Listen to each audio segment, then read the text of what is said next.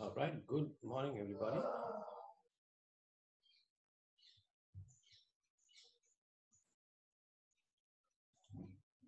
Let me share a screen with you first.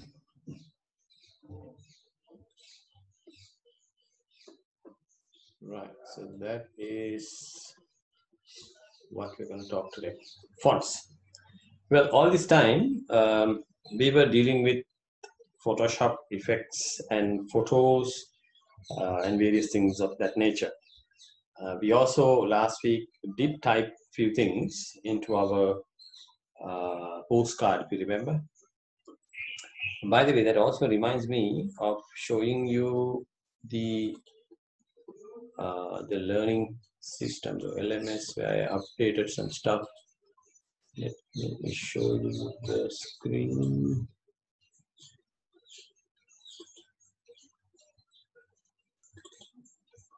Right, so here's the screen. Right, so I hope you can see the LMS screen, can you?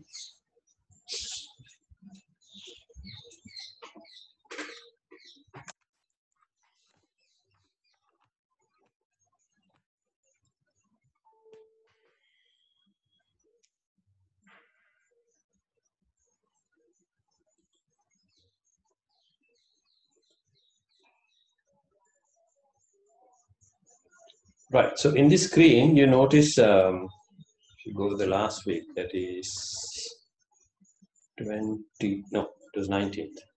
I've shared few activities here, or rather nice tutorials here, about creating beautiful postcards and how to bring in the vintage inspiration to a postcard if you want to, and also how to align layers in Photoshop, and then how to align these layers and then also bring in some very nice special effects. Now, if you look at this video itself,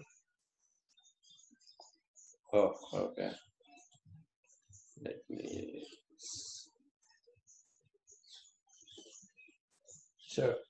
So something like this.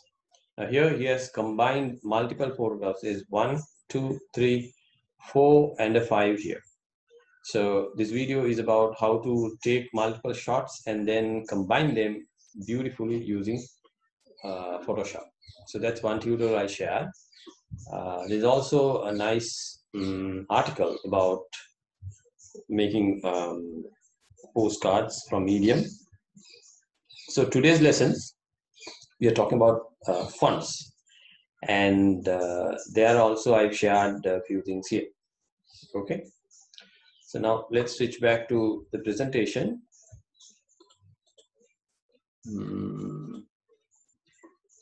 Presentation, which is here. All right, so we're trying to understand what is a font. Now, font you see on the screen itself, right? When I click here, it shows Consolas something, and yeah, I suppose it's all Consolas in the whole presentation I'm using.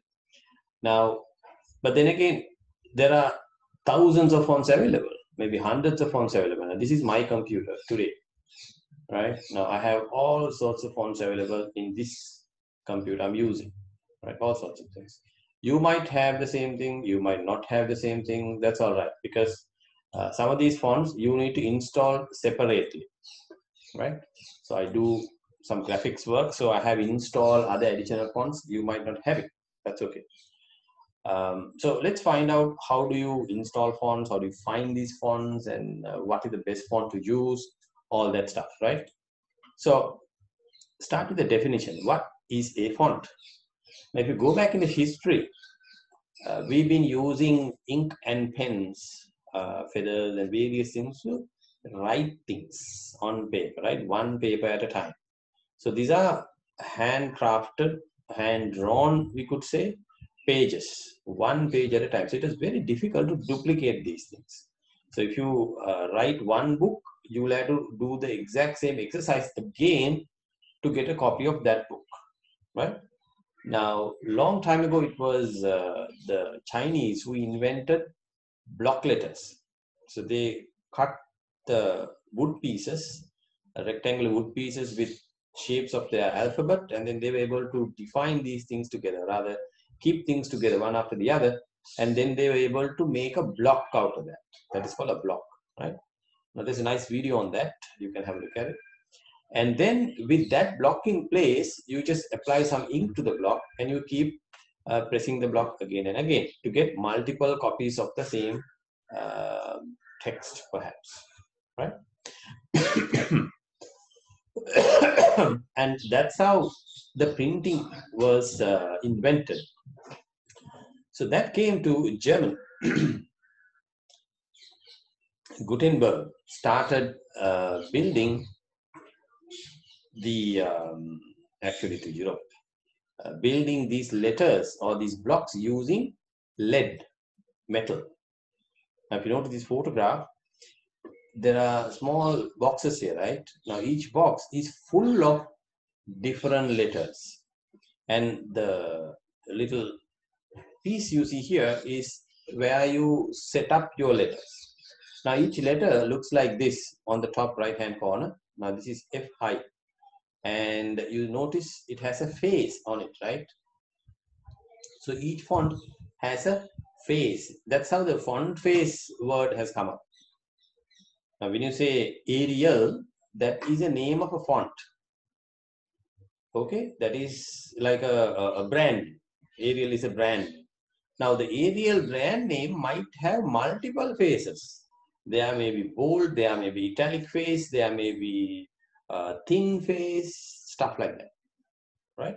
So multiple thicknesses and shapes and all sorts of things.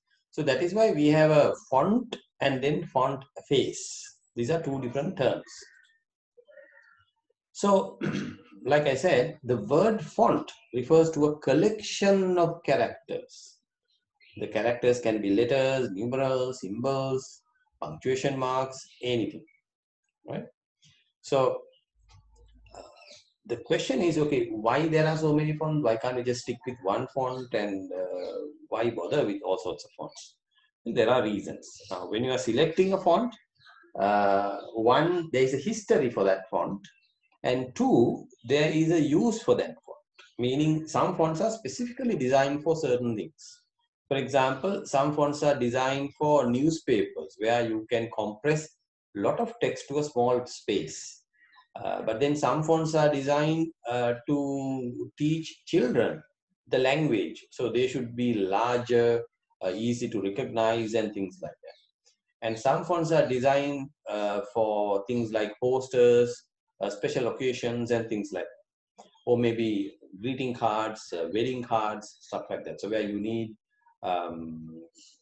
not those straight fonts, but you need, we call it script kind of fonts, you know, nice looking fonts, very flowy, angular kind of fonts.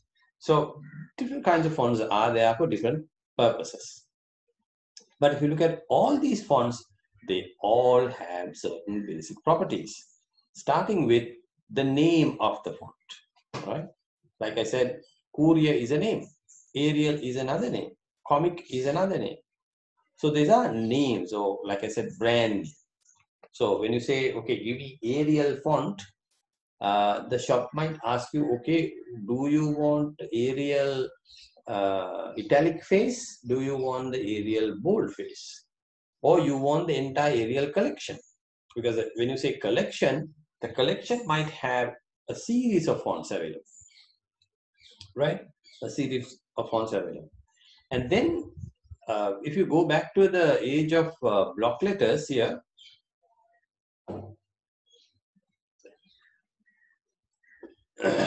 if you have series of block letters, you will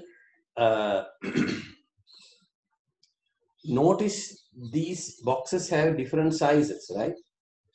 There is, actually we use a unit called pixel in our computer graphics, but when it comes to fonts, we don't use pixels, because the pixel dot does not make any sense in a printed medium.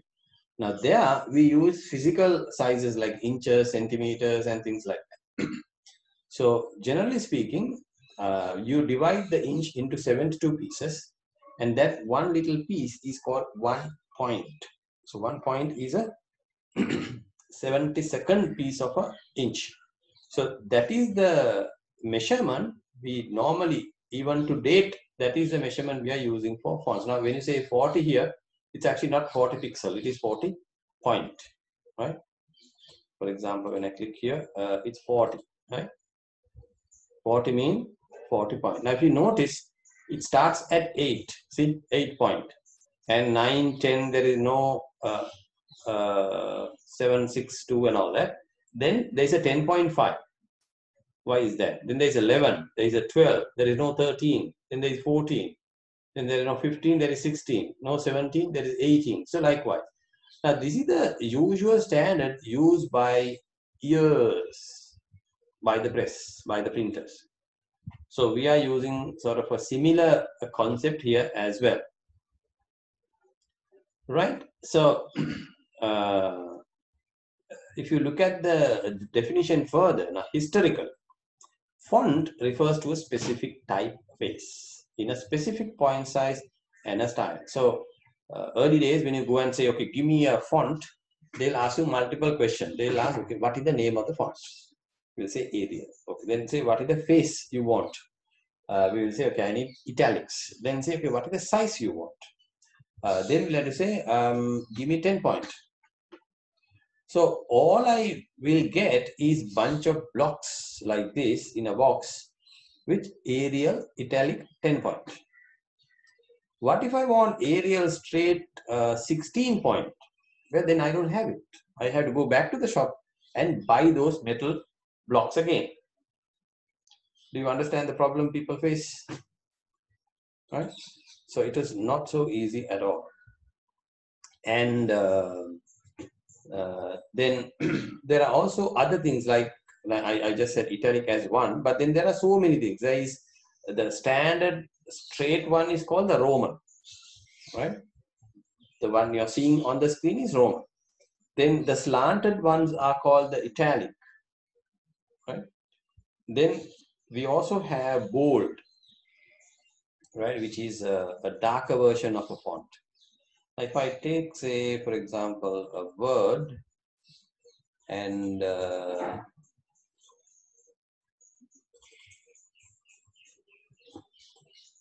let me show you an example of different fonts here.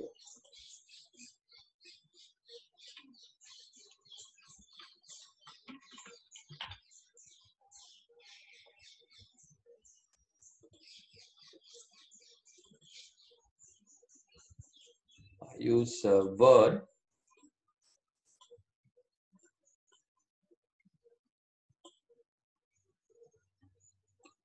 And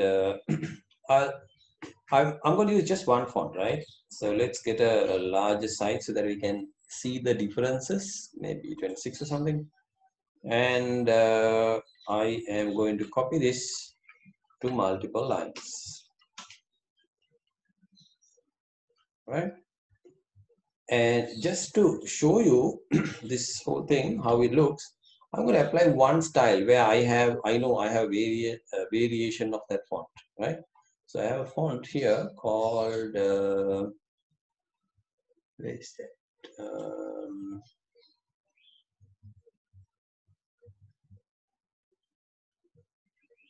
Gotham. Okay. So let me start with the lightest version. So this is called, as you can see, Gotham Light. 26 is the size. Okay, point size. I'll go to the next one. Right. So there is again, where is Gotham now? I applied light. Then I am going to apply now thin here. And then let me move the thin up. Okay, that's where I started. And then here's the Gotham thin, here's the Gotham light. So let's apply the next one here. Gotham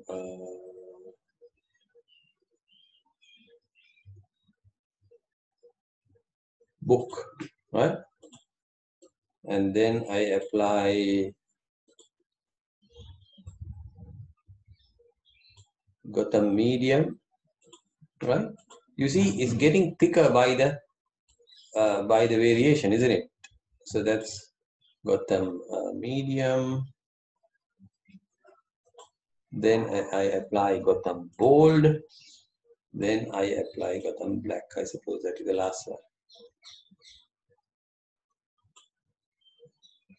Oh no, there is a Gotham ultra also. Now, if you notice, the thickness is increasing, isn't it?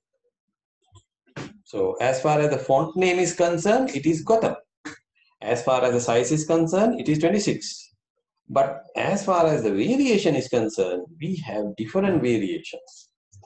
We have thin, we have light, we have book, we have medium, we have bold, we have black, and we have ultra. So here's a perfect example where you have one font face showing us different styles. What about italicizing this? Well, I can try from here, right? But this might not be the right way to italicize this, because actually most of these buttons are forcing the letters. I'll show you why. All right. So, for example, if I use a beautiful font, let me take a copy of that, and then I apply that font here. It's called Gaudi. Where is that? Gaudi.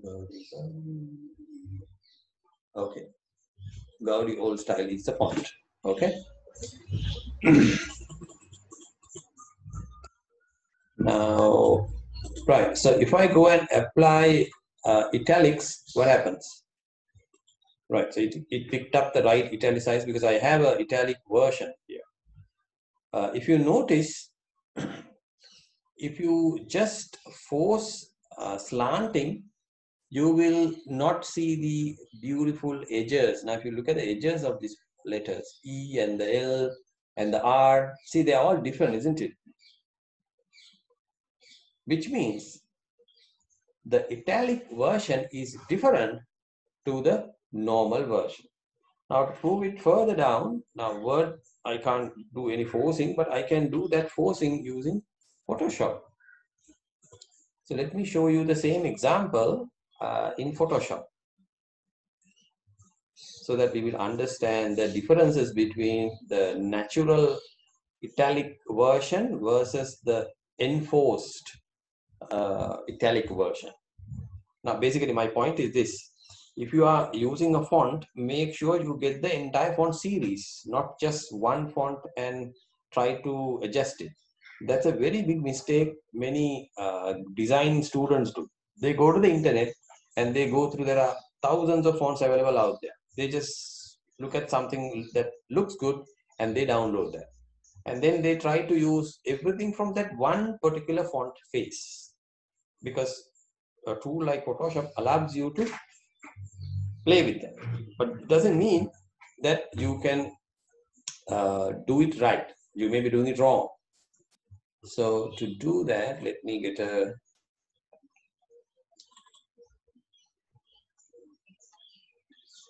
basic Photoshop image.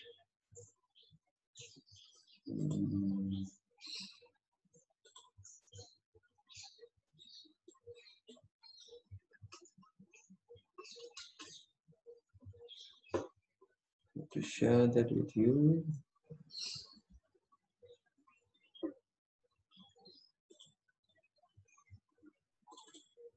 Right, so that's my Photoshop here. To show you the point, let me type the same text here again.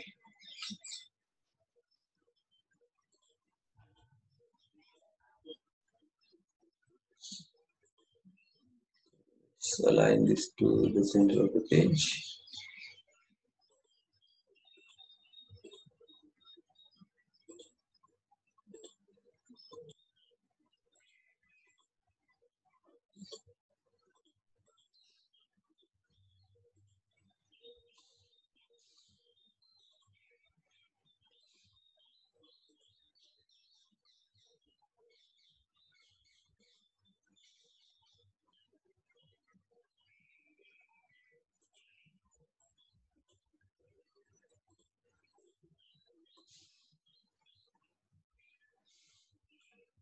And I want to show you the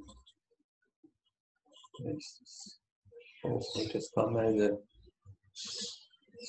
it has come as an image. So it's not aligning. Okay. Um,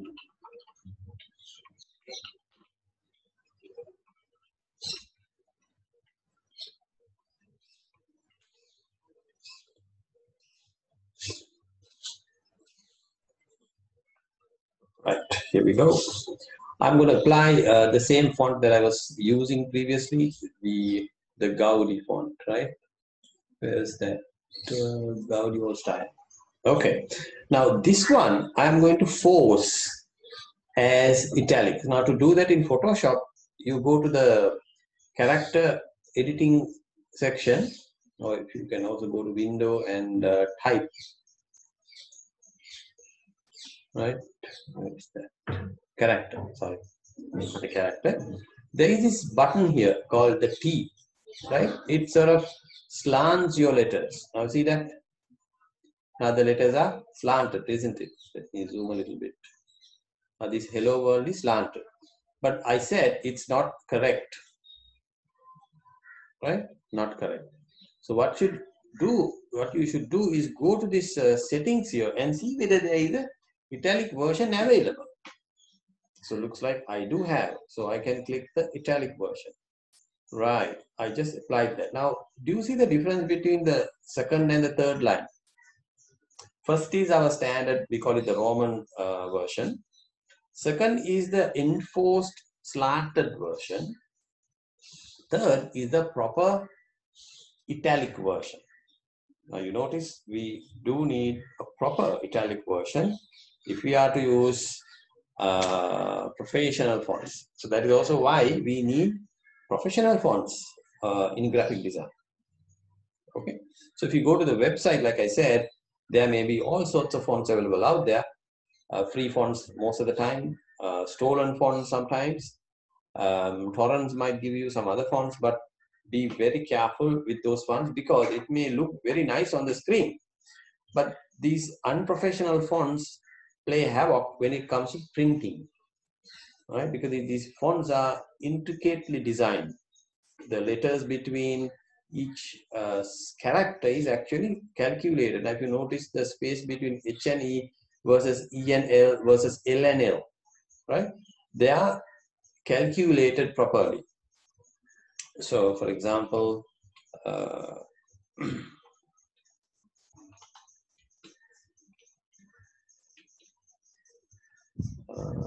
me go to Word document.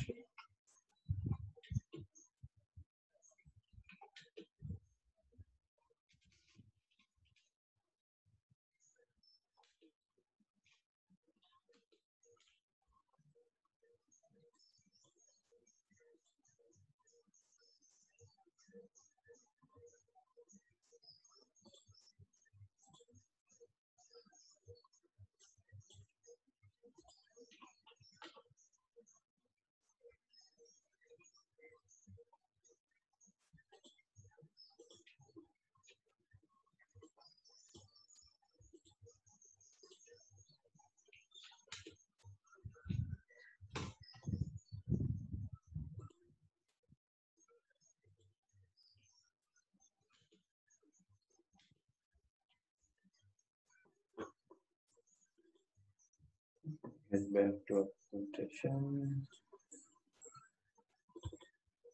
Okay, so we talked about the different intricate designs that involves fonts, right?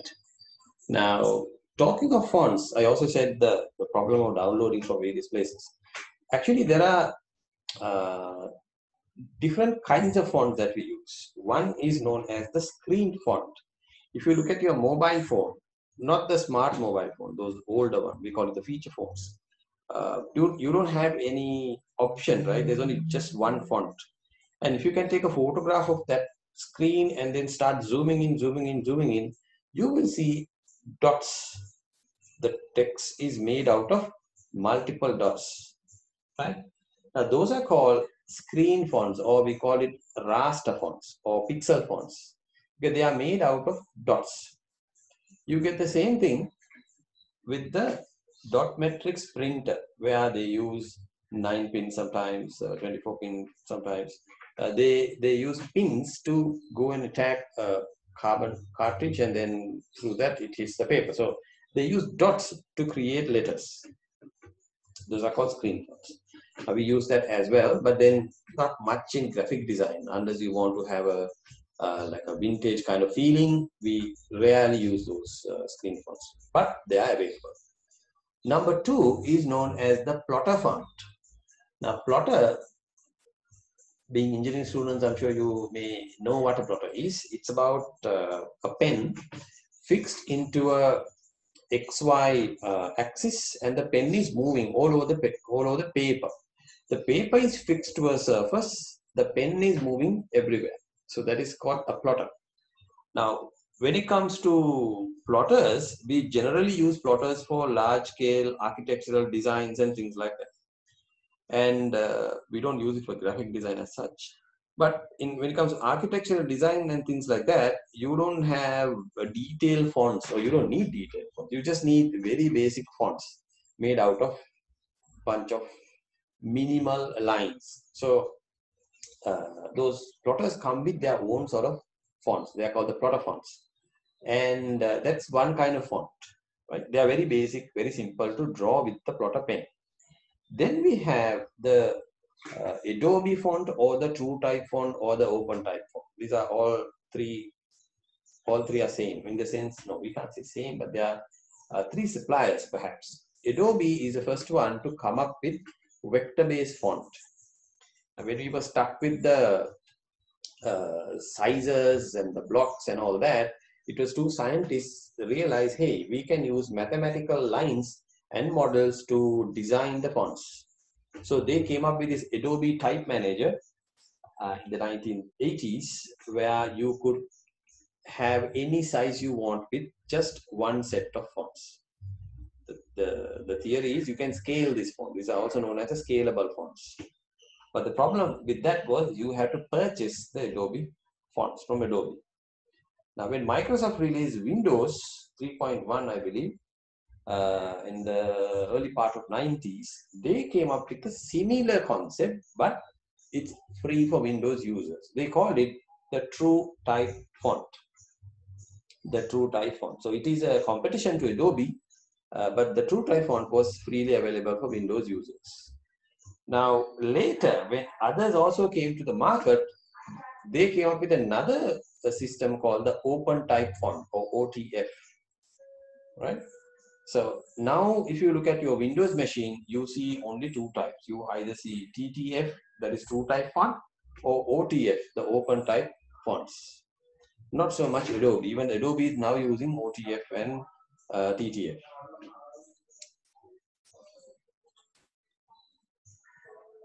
Right.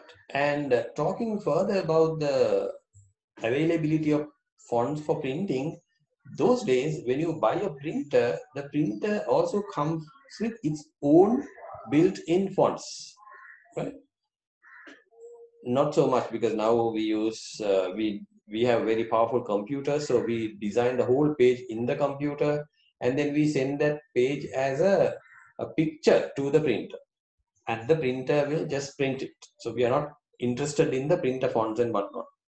But then again, if you look at large scale bill printers, like say your electricity bill printing or your water bill printing, you don't print the whole page. You are just sending, because the speed is very important in sending the data as well as in printing the data is very, very important. So in that, we still use built-in font from the printer. Now they come in hardware-based fonts, cartridge-based fonts, and soft fonts. A cartridge font means you can actually plug a cartridge with the font information. We hardly see those printers nowadays. A soft font is where you can download the font to your printer, maybe through your USB or a parallel port cable, whatever. Again, like I said, they are very rare now, but these are the technologies we used to do with fonts. Okay. Now talking of the font weight, I think I showed you already. Yeah, with the Gotham font. You notice there were not just Roman and bold and italic, but then there is so many different varieties available as well. Okay, so we call that the weight of the font. Why? Well, it has a history because the fonts are made out of lead, right? The lead metal. Thicker the font, the weight is higher, and they are expensive. So ultra bold is the most expensive because it requires a lot of metal. Thin is the cheapest because it uses least amount of metal.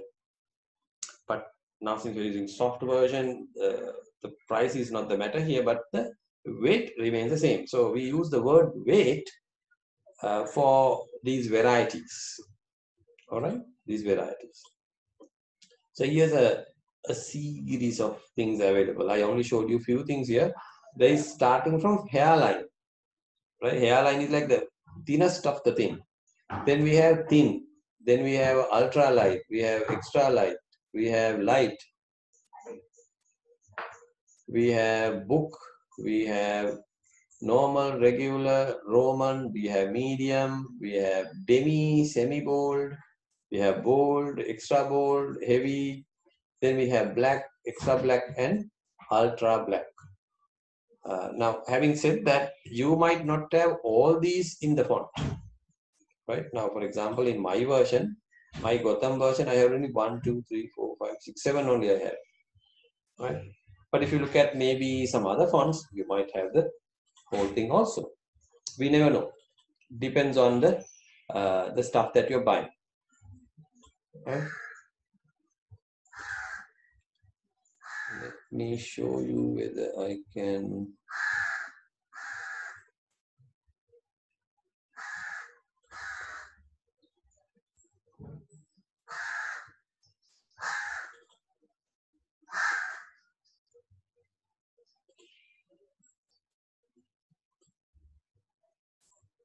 Right, so let me show you a folder of fonts.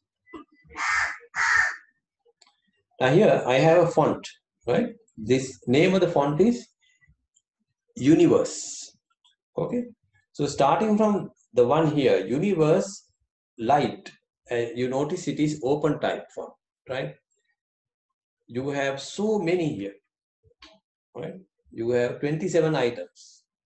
Now, some are slanted, bold, condensed, and it's called oblique, another word for italic. Then we have something called the wide, right? Extended. Same font. This is still Universe font. Now look at this one. It is thin ultra condensed. Yeah. This is ultra condensed again. So I'm just showing you the fonts that I downloaded.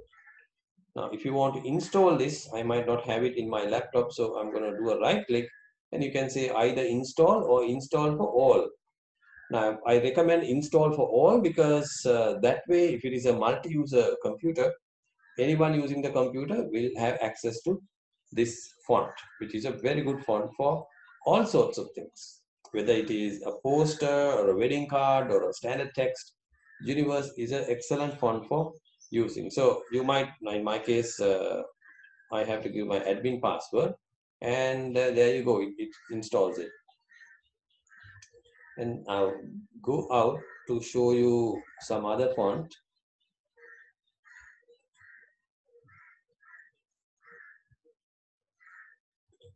Let's go here. I'll show you another set of font. This is called Avenir Next LT. Right? Again, we have a variety of fonts. We have light, we have light and italic, things like that. Same font, by the way, same name rather. And here I have a collection of beautiful script fonts that can be used for wedding cards and invitations and things like that. For example, if you double click this, you will see the entire alphabet with that font, right? Or maybe this one. Yeah. right? Or maybe this one, right? So again, you can get these fonts. You can purchase these fonts. Some of these fonts are pretty expensive, but you can purchase it if you want to. And here's like an old English uh, Bible kind of font, right? And here's the Gotham family, by the way. So I ran that there. Now here's a uh, output of that. Let's look at these are another collection of the fonts I have. So this is called the Joker Man font, right? Suitable for posters, maybe things like that, but not suitable as a main text in content. Now here's another one suitable for a topic, maybe in a poster or something like that. Right?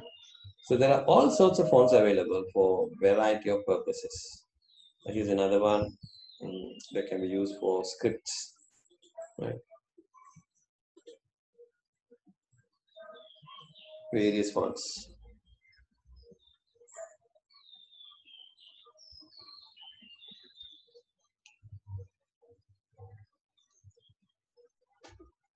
Even Sinhala, we have a different variety of Sinhala fonts available. Now this is called the Derana font, right? And this is called the Ganga font. Likewise.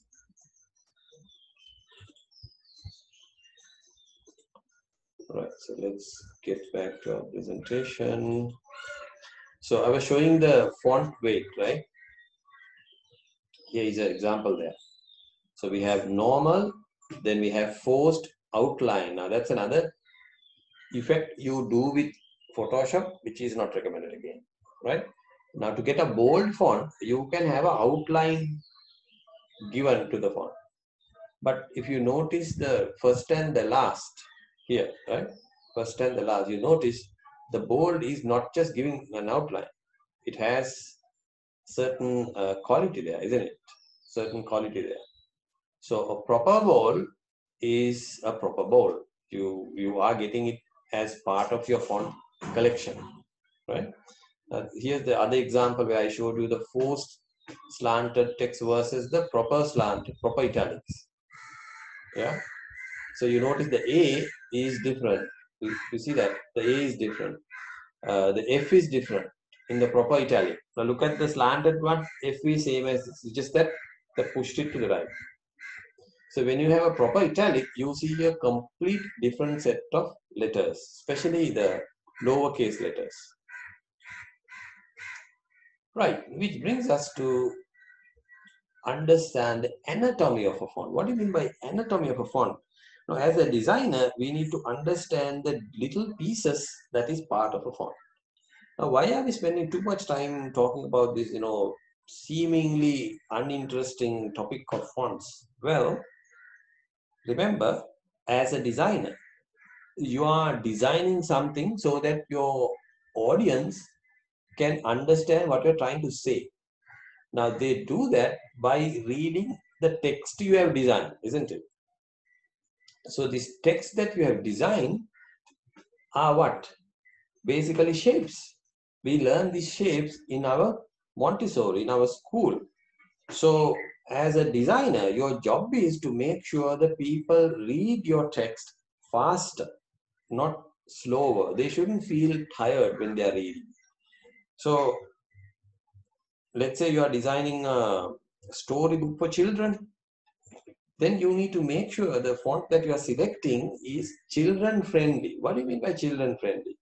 Because children are still learning the font, right? So there is no point showing them like that one with lots of circles and lines and stuff like that. It's very difficult for children to understand the differences between these letters. Very difficult it will be.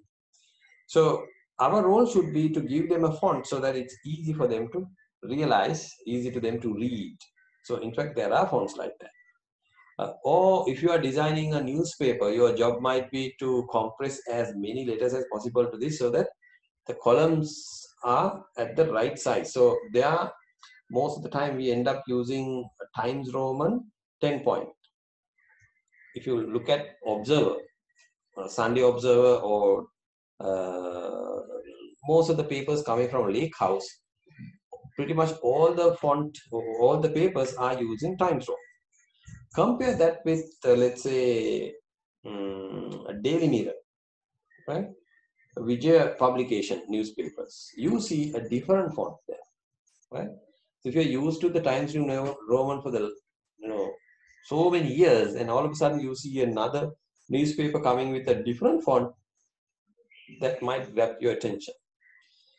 So you might feel like reading it because it's easy to read. Then maybe some people still like Times Roman, no problem there. So you need to know which font is suitable for which purpose. So now to do that, we need to understand the anatomy of the font. Now you notice here, they're colored, right? What it shows is here basically the anatomy of a font, right? Now each piece in a letter has a name. Now if you take H, for example, it has something called the aperture. So this aperture in the Times Roman might be some size. Aperture of some other letter might be some other size. We don't know. It's different. And then the K has an arm. So is an X has an arm, right? Then there's a bar here, vowel here, counter here. So there are different names here. Now for us, might not be very useful, but it is good to know what these things are. Especially what this mean by serif here. Okay. Now to understand serif, let me go back to our example in the Word. Let me switch back to Word. Okay. Now if you notice this versus this, okay. Let me zoom in a little bit.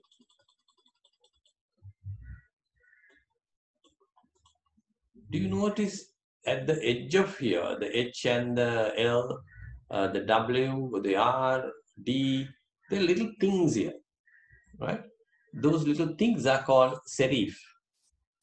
Why are they important? Well, they allow our eye to jump from one letter to the other very easily. So you read E by circling around and then jumping to the next letter, which is L. And from that letter, you jump again to the next L and to the O, right? So they are shaped in a way so that your eye can go from one letter to the other very easily. Why is that important? Well, it is important because you can now read easily the serif fonts. So if you are reading a textbook, for example, your engineering textbook or your medical textbook or whatever your textbook, those are very heavy books, right? There are maybe hundreds, maybe thousands of pages.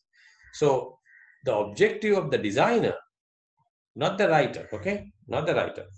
Objective of the designer is to make sure the reader is not tired in reading this book.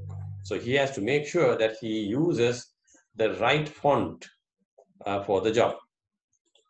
Okay, so how do you do that? Well, if you notice, if you open up maybe 99% of the textbooks, you will notice all of them have serif fonts.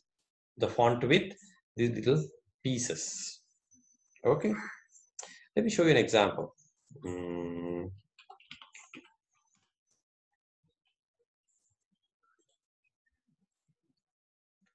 I'll bring in a text paragraph. Okay, so let's see whether we can play with that.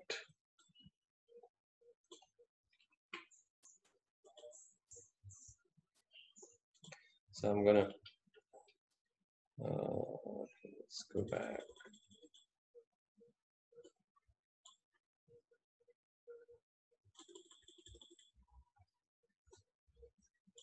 Right, so here's a Times Roman text. Okay, let me also get the layout, narrow margin so that you can see most of it. And I paste the same paragraph here also.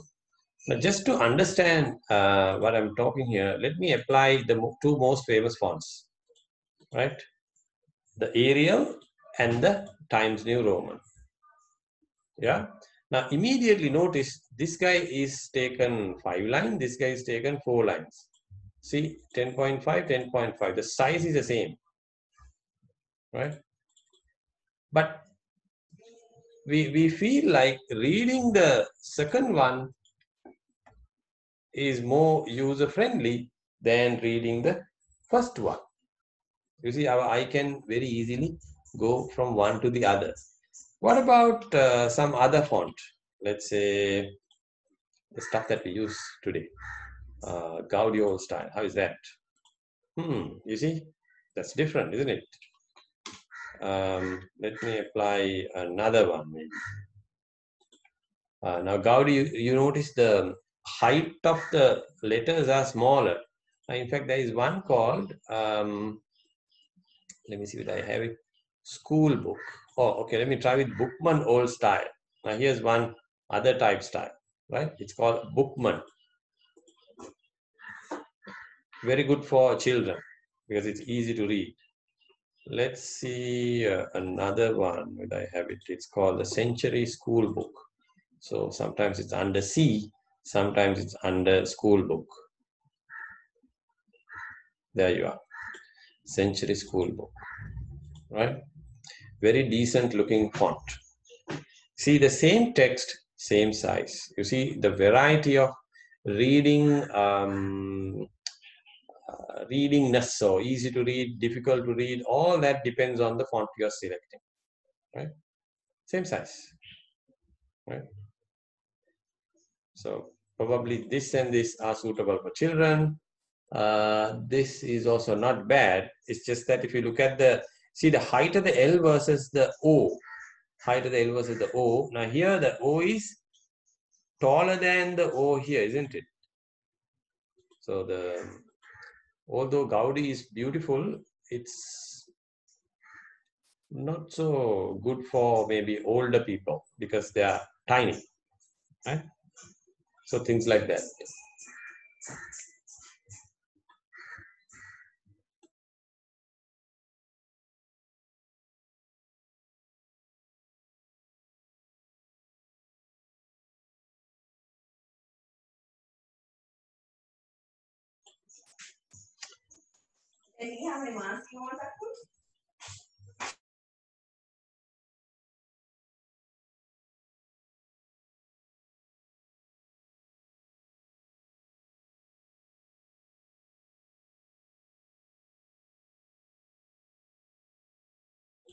So here we have some explanation about each one, what each one means. Right? Now, out of all that, I think we don't care so much about these anatomy, except serif and then the X height and the cap height. Those are two important things. Now, that's where the you see the comparison came in from the Gaudi versus the school book and things like that. Now, here are the details.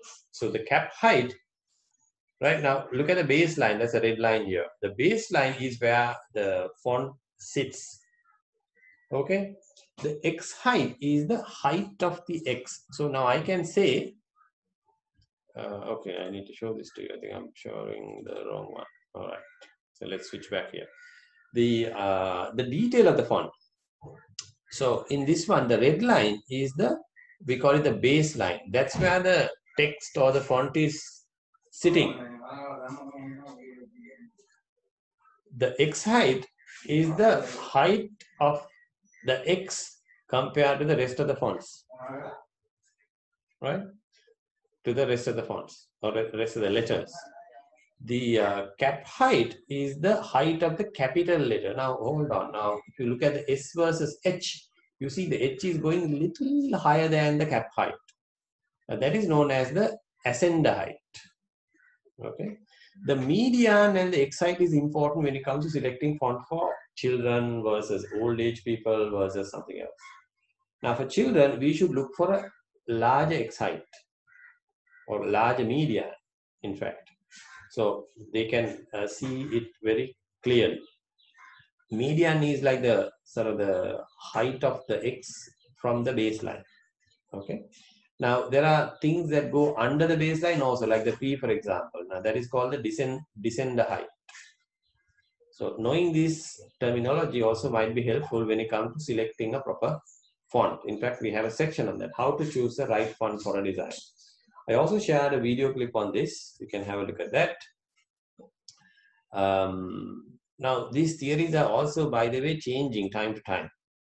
Now, we've been saying, look, you should use serif font for readability. Okay, all is good if you are doing printing, as in if you are using a laser printer or an offset printer or a letterpress printer. Now, please check the videos I've shared to understand the differences. We say use the serif fonts for your, we call it the body text. But when it comes to web design, it's opposite. Why? See, to print the serif font, you need lots of dots, lots of pixels, lots of resolution. Right. Now, if you look at the design, I mean, if you look at the LCD screens that we have, whether it is your laptop, whether it is your monitor, whether it is your mobile phone, you have a very limited amount of dots available there. So it might not be easy to design or show these beautifully serif fonts. Actually, there are different techniques they are using. They diffuse the edges and things like that. But even then, we are putting a lot of load on the device or the graphic system if you're trying to show the serif fonts on computer screen. So the new theory is use serif font for printing, but font without serif. We call it sans serif. The sans means no, serif, no serif. So sans serif font for graphic surfaces, as in computer screen, mobile phones, and things like that. Okay, so that's sort of the theory that we should be sticking on. Use serif font for printing jobs and sans serif font for where you are targeting a computer screen, maybe a website or a mobile phone screen and things like that. Right. And we also have script fonts. I showed you those funny fonts that we have, right? We may also have handwriting kind of fonts. We also have futuristic font faces. They are all different kinds of fonts for different purposes. Again, they may not be suitable for all the purposes. You might use something for a topic, something for something else. So as an example, if you go to the word again, let me show you a handwritten kind of font, which is very nice.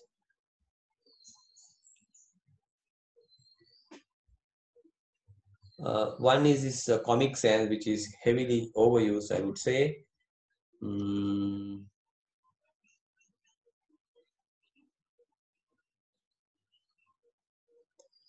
Which one is this?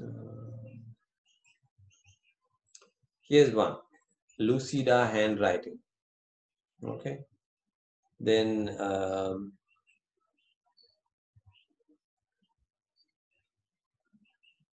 there is another one. Oh, this one, right? Very much like written using a ballpoint pen.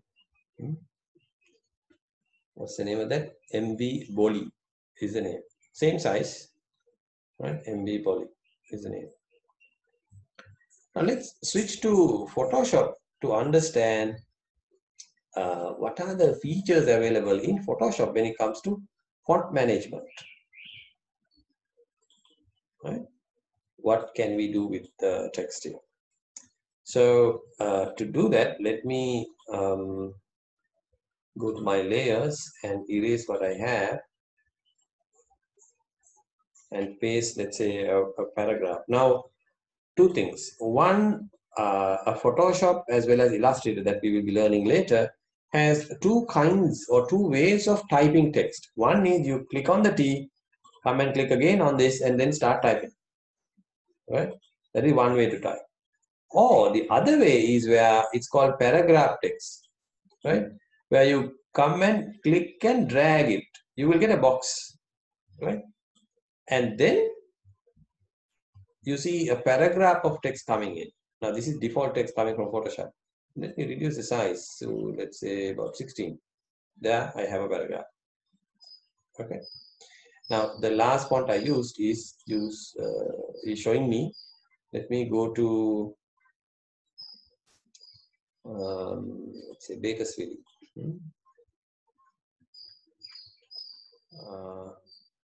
Am I looking at 100%? Okay, I need to get 100%. So let me go to view. No, I need to use this tool and say view 100%. Okay, so that's my 100% screen. Right. Pretty neat and clean. Let me again click here. Actually, if you look at the layers, you will notice two layers now. This is my paragraph layer. This is my topic layer. Okay, so two different ways of entering text. Now, this paragraph layer is actually good. Why? Because it acts like a paragraph in a Word document, because you can have alignments now. See, center alignment, left alignment, you can do all that. And also you can resize your paragraph box the way you want it, right? Or make it smaller so that it will flow the text automatically, right? So those are the two main things available for the text. The other very, very important thing is the style here. What kind of, not style, we can say the edges. How do you want the edges to show on your font? Let me zoom in here, right? And I'll show you the difference. When you say strong or none. Now see what happens when I say none. They're all pixelated, right? They're all pixelated. If I can go to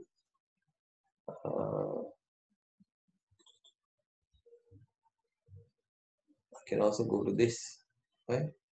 And here you have the various options. So let me try sharp. Okay, so you see sharp there, right?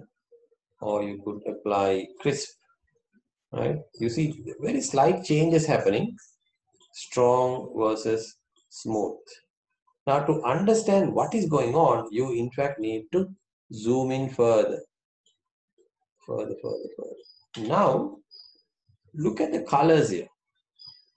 This is black or maybe dark gray or something, and then the outside has a variety of colors, isn't it? So when I select none, those in between colors are gone, right? So they look ugly. But if I say sharp, I get some pattern. If I say crisp, I get some other pattern. If I get strong, I get some more pattern. And if I say smooth, I get some more pattern. If you need to understand further, the best thing is to apply some background color, maybe very hard color, let's say something like red or something. So let me apply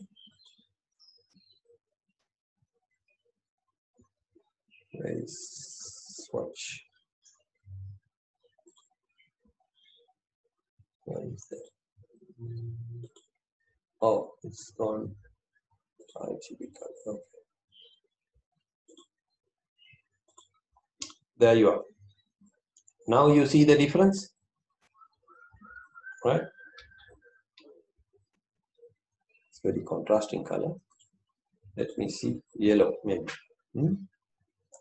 So when you zoom in, you notice we see very smooth letters, isn't it? They're actually not smooth. They are made smooth by using certain semi-transparent colors. They're actually semi-transparent. See, those are tricks used by various software. Now, Photoshop uses that. It's called font smoothing. And there are different ways of smoothing the font. So that's what we saw there. right? And then of course the one the thing that we used here, right? Now this is enforcing bold, bold. It's called Fox bold, Fox italic, right? This is called all caps, meaning now if I want, okay, I need to select the layer first,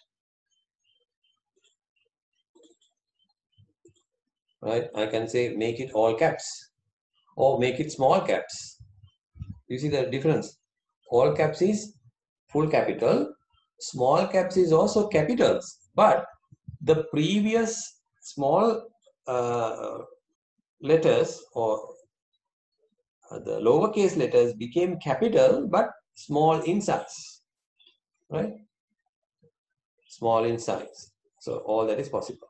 Or let's say I want to type H2O. Now this 2 has to go down, right? So that is called subscript, like this, right?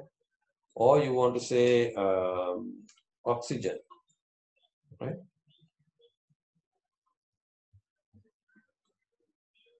So that 2 must go up. So that is called superscript. There you go. Okay. So all that you do with this control panel here. Now there is also underline and strike through, which we very, very rarely use. But if you want it, no problem, you can use that. Also, there are some other interesting stuff. For example, you want to change the, let's say, well, let's apply that to our paragraph. Right? Select the whole thing. You want to change the space between lines. Now, right now it says auto. Now, remember my size is 16 points. So if I go beyond 16, let's say 24, see the space, it changes space between lines. So if I go further, I get more space. If I get small numbers, it comes closer. So 16, 16 is not very nice. That's something we don't do. 16, 18 or maybe 16, 24 maybe might look better. Now this, let's say this is a card, you have a lot of white space. Don't try to fill all that. Make sure you give enough space for the person to read. Okay. So there is, in fact, for this particular one, you can go ahead and use a thick font so that it stands out, right?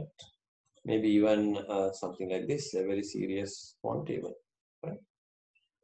So that gives you a nice pair of fonts, a serious one, a fancy one maybe, and a not so serious, or we can call this the serious and this the funny one, either, right? So whatever that you think is more suitable for your job. Or you could start this with something else. Now remember, we use Universe, we install Universe today. Let's see whether we can use that. It should be under U, right? So when you go to Universe, you see Universe LT STD, that's the standard, right? But if you go here, you see the entire variety of the universe. Let's say bold, okay, that's not suitable. Let's say light maybe, okay, that looks like better, right? So I have a fancy serif font versus a serious straight font. So we could also look at maybe a compressed version of that, right? There is something called a condensed version. There is light condensed version, ultra condensed version. Right? So then you could increase the size also. That's ultra condensed. Okay. So again, like I said, depends on your purpose. This is the ultra version of the condense. This is light version of the condense. And yeah, I should have updated the line space. It was not very nice. So I'm using 30, so I should maybe use something like this. Right? I'm just showing you examples of the designs you can do with different font settings. Right. And we can also look at some of the great designs done using just fonts. Let me get to that folder here.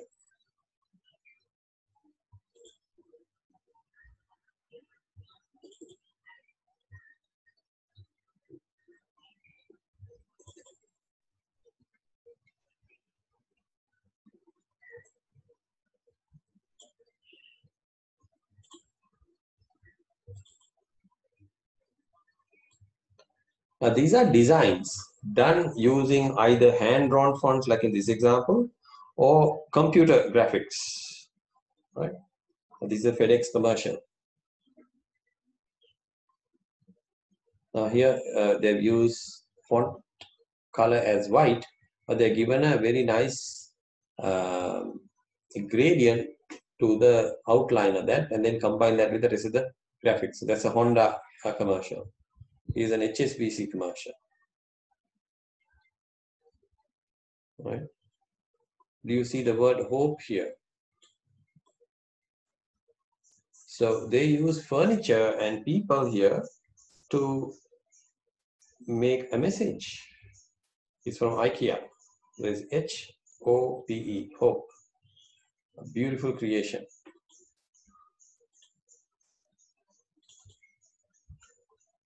Right? Some of these things are hand-drawn. Some of these things are computer-generated. Here's another one. This is also, by the way, a font.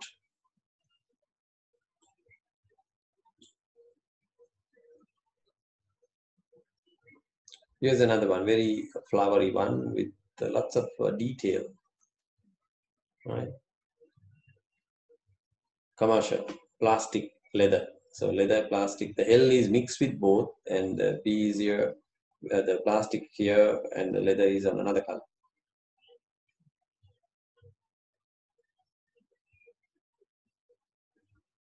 Here's another one, message made out of the body shapes.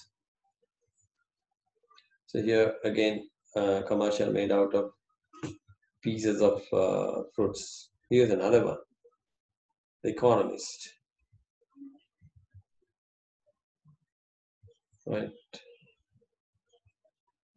These are beautiful commercials made out of text, font.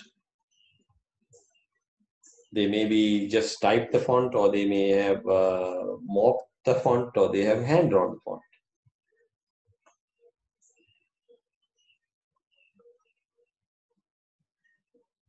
Right. Rock.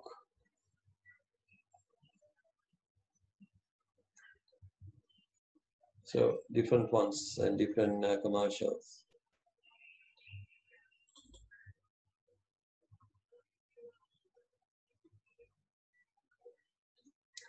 I also want to show you another one. Some commercials made out of the font.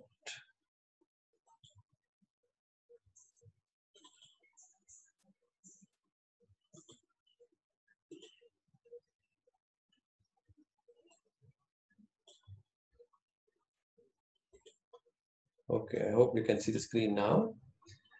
These are again very colorful, retro kind of posters. To give the old effect, they've used Photoshop. Right?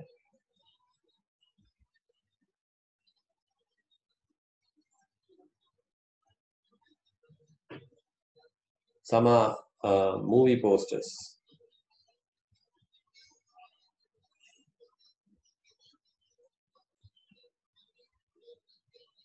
Right? Of course, you can go to the internet and look for some inspiration. Here's another one. A book cover. Typography is the name of the cover. It's made out of typography. Typography is a word we use to play with fonts. Right?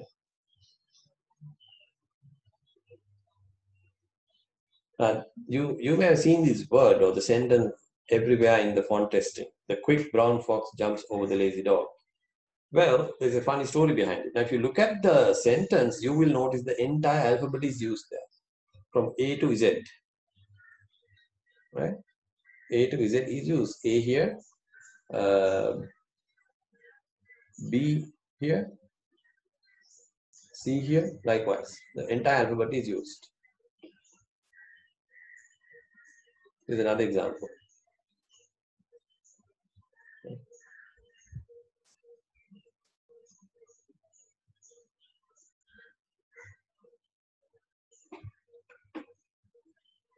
This again, they've cut and chopped some things from the photograph, and then they brought in some other things into the picture.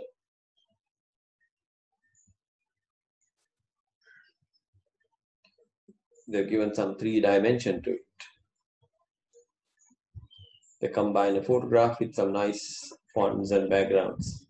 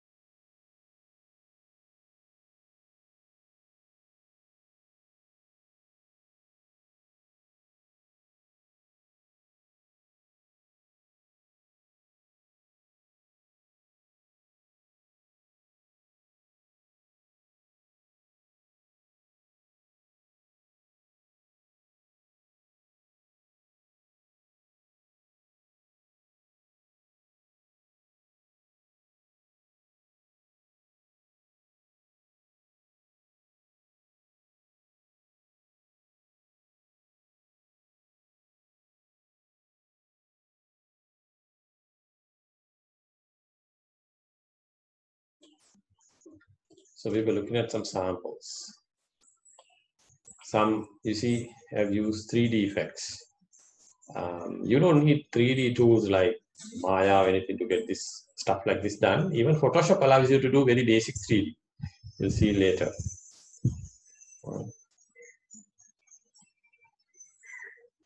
Very creative stuff.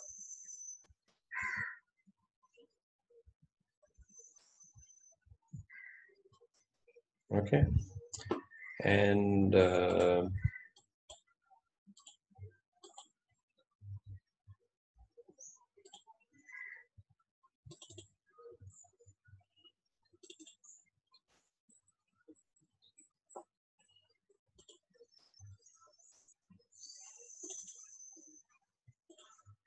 me see another one.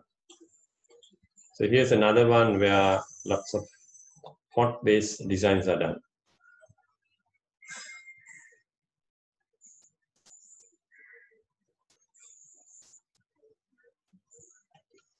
It's a garden made out of flowers.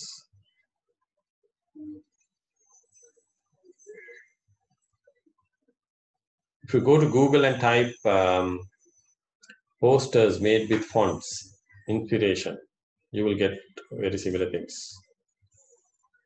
So they're not just typed it, they've done a lot of work into the design to get this effect done.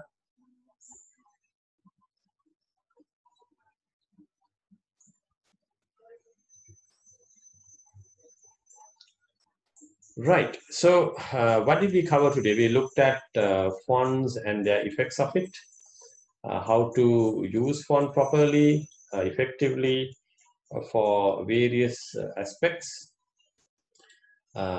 We also looked at samples made out of these fonts, posters, and various other things like that. We also start using Photoshop and try to type some things and realize what kind of tools are available from Photoshop for these things. So that's all we did today. Please go through the videos and the articles I shared on LMS for further information. Next week, I think we'll do another couple of activities in Photoshop and move on to our next tool, that is Adobe Illustrator. Any questions?